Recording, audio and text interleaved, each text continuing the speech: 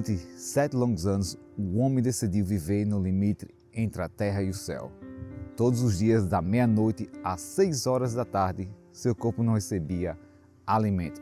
Apenas água e leite sustentava um físico desgastado pelo jejum, mas um espírito inflamado por um fogo incompreensível. Quem olhava para aquele jovem, tímido, calado e reservado, nascido no interior de Santa Catarina, não imaginava o que aconteceria quando ele abrisse a boca.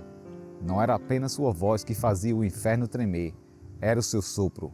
Um sopro que carregava uma onda de choque espiritual tão violenta que demônios caíam por terra, em pânico, sem que ele precisasse tocar em ninguém.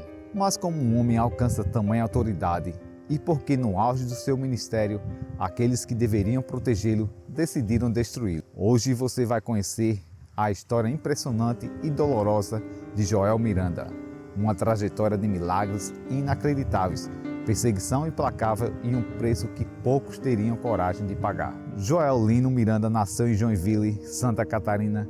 Desde muito jovem, ele carregava um peso espiritual diferente. Ele não se encaixava no barulho do mundo, era um rapaz de temperamento reservado, introspectivo, mas no secreto da sua vida era uma fogueira. Joel orava dia e noite, buscando algo que a maioria das pessoas nem sabia que existia. Porém, antes do trono vem o deserto. E o deserto de Joel veio de onde ele menos esperava, de dentro de sua própria igreja local. Ainda jovem, Joel foi alvo de uma acusação injusta, sem explicações claras e sem direito à defesa. Ele recebeu uma sentença eclesiástica severa, 5 anos no banco da disciplina.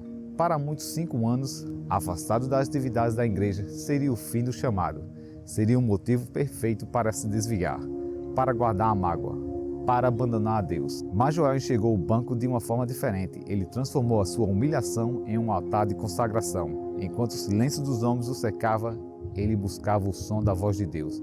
Foram 5 anos lapidando o caráter, quebrando o orgulho e acumulando um poder espiritual que estava prestes a explodir. Quando o período de prova terminou, Joel arrumou as malas e partiu para São Paulo. Ele estava no epicentro do avivamento, perto da sede mundial da Igreja Pentecostal Deus é Amor. Na sua rotina desafiava a lógica humana. Joel não tinha luxos. Relatos contam que ele dormia na dependência das igrejas, abdicando de qualquer conforto físico. Foi nessa época que ele iniciou seu jejum mais extremo, 7 anos de jejum, diariamente até às 18 horas. Ele participava de vigílias diárias, orando por horas, a fio até que a atmosfera do lugar mudasse. E então o sobrenatural começou a persegui-lo. A reputação daquele homem de oração inabalável cruzou fronteiras. Joel foi enviado em missões internacionais para o Peru e para a África. E foi em solo africano que um dos episódios mais marcantes da sua jornada aconteceu. Assim que o avião pousou e Joel desceu a rampa do aeroporto, seus olhos cruzaram com a realidade da dor humana.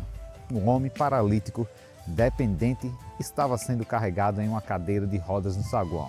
Joel não pediu tempo para orar, não hesitou e não temeu o julgamento público. Ele marchou até o homem, fixou os olhos nele e, revestido de uma autoridade espiritual que parecia tremer o chão, ordenou que ele ficasse de pé.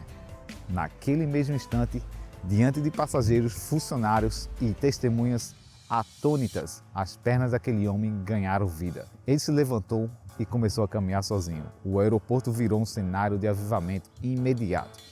O poder de Deus havia desembarcado ali, através da vida de Joel. Mas o sinal mais enigmático e avassalador do ministério de Joel Miranda se manifestava quando ele subia ao altar e se aproximava do microfone. Deus lhe concedeu um dom incomum que ficou conhecido como sopro divino. Não era um truque de palco, não era uma técnica psicológica. Quando Joel respirava fundo e soprava em direção da congregação, o som que saía das caixas de som parecia uma onda de choque espiritual. Os demônios que estavam nos cultos, nas pessoas, entravam em desespero instantâneo. Eles não suportavam a frequência da glória de Deus. Naquele sopro, há relatos impressionantes de vigílias, onde os espíritos malignos tentavam fugir desesperados de dentro do templo, a ponto das obreiras terem que segurar as portas da igreja para que as pessoas possessas não corressem para a rua, antes de serem libertas. Em uma ocasião extraordinária, Joel olhou para a multidão e deu uma ordem inédita. aos espíritos: fiquem de joelho e venham arrastados até o altar. Diante de centenas de testemunhas, as pessoas dominadas por aquelas forças caíram de joelho e caminharam arrastadas até a frente do altar. Quando chegaram perto de Joel, apenas um sopro, mais uma vez, e todos caíram completamente livres e restaurados. Ao mesmo tempo em que o inferno caía, o céu descia. Naquele mesmo sopro, crentes cansados eram renovados.